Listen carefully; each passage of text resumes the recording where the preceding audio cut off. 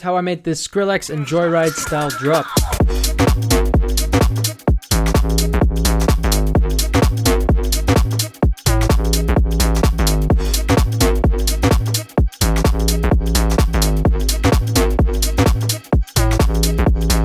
Yes, you read it right. This is a free FLP, which means the first link in the description of the video will bring you to the download link. A couple things might be different. SERUM presets will have been turned into consolidated sound files, and if anything isn't working, let me know. Okay, so now I'm gonna go into how I made this. Let's begin with the drums. Have a look at our kick. This is a kick from my free drum kit, linked in the description down below. As you can see, we've just boosted and selected clip here, which means once we boost, it actually cuts off all of these transients. Very, very, very punchy. Then we put that into the mixer. From the mixer, we're routing it into a drum bus with a compressor. So you want to set these things up. A drum bus with a compressor, a kick in the mixer leading into that drum bus. And you will see in a moment why we've done that. All right, next thing right under here, as you can see, we've got our side chain. Our side chain follows the shape roughly of the kick. This little part here of the kick is the high frequencies. Then we get into the mids, and then everything afterwards is sub. So once we start getting into sub, we can introduce the curve of the sidechain. If you've got kickstart, awesome, bro. If you don't, this works just as well. Now, how I do this, I have a separate mixer channel dedicated to the sidechain, all the way here on the left next to the master. And then whatever I want to route into the sidechain, I route into that channel. Now, inside this channel, as you can see, I've got a fruity balance. This way, I can control the volume automation. So I select one beat like this, open up fruity balance, hover over volume, then right click and then go create automation clip. Now that will automatically create a 0.8 to 0.8 automation, and you're going to want to make these keyframes here and shape your sidechain. Now in the drop, as you can see, it's a little bit different. The first part is the same, but then here at the end, we are actually dipping back down to 0. This is just a little bit of sound science. Sub is just a very slow frequency, and it sometimes doesn't have time in that last frame. The sub of this last bit here will interfere with the kick and the sub that's coming into the next frame. What we're doing here by doing this is making sure all of everything is just kind of cut right before our next beat. And that's just what I do often to keep my mix clean and to make it so that nothing interferes with the transient of the kick unless I specifically want it to. Do remember though, when you do this at the end of your drop, you will notice you won't hear anything because obviously you ended your automation at 0. So you're going to want to make a new automation like this and leave it at the end there at 0.8. So we've got our kick and sidechain. Now, normally I have this nice clap that I would layer to that, but this time we're using a snare. A drum and bass style snare with the volume lowered a bit. We put that into the mixer channel, route that into the same drum bus our kick is going through. With heavy compression, the kick and the snare will glue together to sound like this. Now to layer that, we've got this other drum and bass style snare. It's a little bit of a rim shot. To spice it up, I've simply doubled the rim shot and placed it one step before the actual rim shot, and then slightly moved it, shifted it off the grid to create more swing. So this is with the rim shot one step before, and then slightly sliding it off. And that's how we start to build this sort of Joyryde Skrillex style groove. Adding the other clap or snare, shall I say, from before. And now the kick. You see where this is going now, right? I'm only going to this a little bit deeper than I usually do, just so that you guys can follow along and learn more about the reasons why I do these things. If you're still following, give yourself a pat on the back because you're literally one of the 3% of people that follow this long in the video. Most people click off the video in like, I don't know, 10 seconds. So sometimes I leave a lot of Easter eggs in the middle or even at the end of the videos for the people that do watch all the way to the end. Next up, we've got this hat. Pretty much use this hat all the time. It's best way I can describe it, just a very clangy sound. You know, if you solo it in your headphones, it hurts your ears a little bit, and it's supposed to do that. Let's look at the spectrum here. This bit right here, very strongly. Very nice. Our second hat here solidifies this groove we were trying to make earlier, this rhythm. Again, it's every step. So there's 4 of them, as you can see here. 1, 2, 3, 4, right? However, the second and fourth step, we've just also moved out of the grid to follow the same sort of space, the same pattern that this percussion rim shot was doing. So we get this effect. Without shifting it off, it sounds like this. Very robotic. So let's move that back to where it was. Layering that, we've got this other hat, which is more of like percussive texture, really just high-end stuff. As you can see here, an OTT on there as well, with some depth and boosting some of the highs, which you can't see because my OTT is bugged. A little bit of convolved, which is just a basic reverb where you can shape the amount of length, you know, just some higher end texture. So all those hats together sound very organic that way. Listen. All right, and finally, we're adding this other percussion element here. Which again, look at that. It's on that same line, off the grid, on the 4th step, but off the grid on that pattern. That's the way the groove works, man, whether you like it or not. Lastly, on this first beat, we've got this crash. This is 90% of the work, and once you've got this down, you've mastered it. You are Skrillex now, congratulations. Next part of the video, let's get into the SERUM presets. We're only using SERUM for this, we're not using any other synthesizer, and altogether, we got this.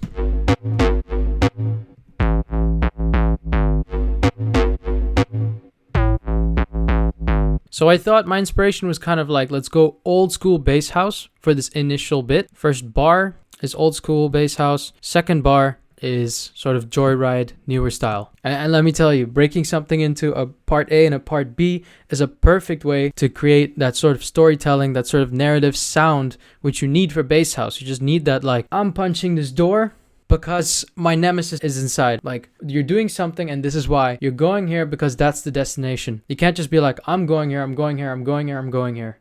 I'm going here, I'm going. That's techno, and we love it, but this is bass house. This is just like a cheat code. Makes it so much better. More entertaining to listen to. Melodic even though we're using 2 notes. Before we go into the notes, let's go into the SERUM patches. This first one we've got here, you can find this in my Metamorphosis SERUM pack. And I've put all of my SERUM presets together. I believe there's over 60 presets in there right now, just like this one, which are all highly modifiable. And I recommend you check it out. That's my pride and joy, my biggest project, and you can find it linked in the description of this video. But again, these files will be consolidated so you can listen to them in this FLP. We've got this FM bass using 2 modulated saw and sine waves. We've got this saw wave and the sine wave here, and on our LFO we are just messing about with all these values, most notably this FM from A warp. As you can see, our oscillator A is barely hitting anything. It's low on the volume and we're modulating that 19%, but our oscillator B is kind of blasting through all the way at 75%. And we get rid of the sub, it sounds like this,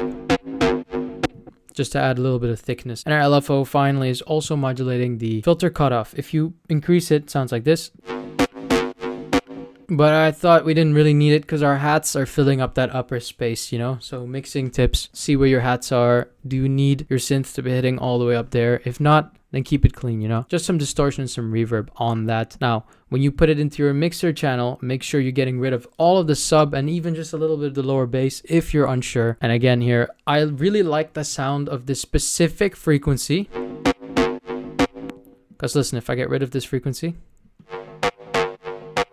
with it, we almost get this sort of like main tone, and all these other tones, all these other frequencies are supporting this main tone, you know, so it sounds more like a forefront element. There's just endless possibilities with this. Some Nani and some Sound Goodizer to compress and make it thicker and louder. Alternatives would be Camel Crusher, Decapitator, hell, even Fruity Overdrive. Blood Overdrive is a good choice. Layering that, we've got this sub that we're using for A part and B part, also from the Metamorphosis pack. As you can see, we're here playing G sharp and A, but we are just playing with the octaves just to create way more energy. Because in the B part, we're not playing with the octaves, so you can do that. This sub is very simple, as subs go. It's just a saturated sine wave. We're modulating the pitch. And when you put that into your mixer channel, again, make sure you don't go into the even nearby the frequencies we were just at with our bass. We're getting kind of close. So when you mix those two together, it sounds like this. Cool. Our next bit here, we've got this Joyryde style punchy square wave sound. So yes, it's exactly that. It's a square wave with heavy distortion and compression. And we are also modulating the pitch, which gives us that like, you see, without it, it's just like, So once again, these will be all consolidated as an audio file. You can find them in the FLP. But if you want to play around with these presets, then be sure to check out Metamorphosis. In terms of writing your bass line and your melody, keep it extremely simple when it comes to picking the notes. You want to stick to minor keys, and also, again, keep it close. So G sharp to A. Okay, and then the big movements you can do is, for example, with your sub, switching between octaves. So your ears are pleased, like, oh, the sub's here all of a sudden, now it's there. Altogether, you're playing 2 notes, G sharp, A. When it comes to placing these notes, this is 1 beat divided into 1, 2, 3, 4 steps. And on the 4th step, we've got this 1 note, which we've slid off again to follow that same rhythm. Finally, we're going to be talking about the effects and the miscellaneous stuff. First of all, this vocal shot. Alright, very simple. If this is the whole phrase. So I've chopped that and repeated that and then found it sounded nice in -770 cents. And then we're hitting it on every offbeat, kind of layered together with that hat. Now listen together with the hat. We've got this sound. This is a cheat code for energy. Getting like anything that isn't a hat to hit together with the hat. That's your like knock 2, that's your Skrillex. They all do that. The other vocal effect here we've got very far in the background. This vocal loop. And again, we've chopped it into 2, so it sounds like it's hitting on the offbeat as well, together with the other vocal shot. As you can see here, these 2 automations, one we're automating the volume to slightly go up towards the end of our first drop, and likewise the band frequency of the upper band moving up. So it sounds like it's opening up. Build-ups in your drop are a great technique to kind of keep the energy going and to make it so that the audience feels like something else is coming, which there always is. Gotta trick your audience. And in our B part, we're introducing this whine sound effect. Not much to explain it. I mean, it's just a sound effect, right? Okay, lads. So that brings us to our pre-drop, which is vital for a track like this, especially if you want it to end up in the radio. We've got this backspin sound effect here, which is really cool because after a build-up, if you play a backspin, it's like, whoa, the crowd, something's gonna happen. Layering this with this pre-drop from Leave Me Like This. And then we've got this vocal shout. And then what we also are doing are slowly introducing our drums here, our kick and another kick here, and then some hats. Everything's being introduced. I mean, I could listen to that on a loop, which is key. If you can listen to it on a loop and you're like, ah, that sounds fun, I want to just get into it. I want to get into it. Because DJs might loop that for some reason. I don't know. You just got to think, where can DJs loop this? Where can they find the energy? What's going on here? Do you want to just dance to this and groove to this? If you don't, then revise something. Go back to the drums maybe. If you didn't feel the energy there, something's wrong there. Once you feel it there, only then move on to the next element. That's why I break these videos up into chapters. It helps to kind of be organized and split up your workflow, spend your time wisely. Alright guys, thank you so much for watching. If you like this video, make sure to subscribe. And if you want to know how to make your mixes way louder, sound better for the radio, then click the video that's about to pop up on screen. And with that, I'm going to leave you with this drop one more time and say peace.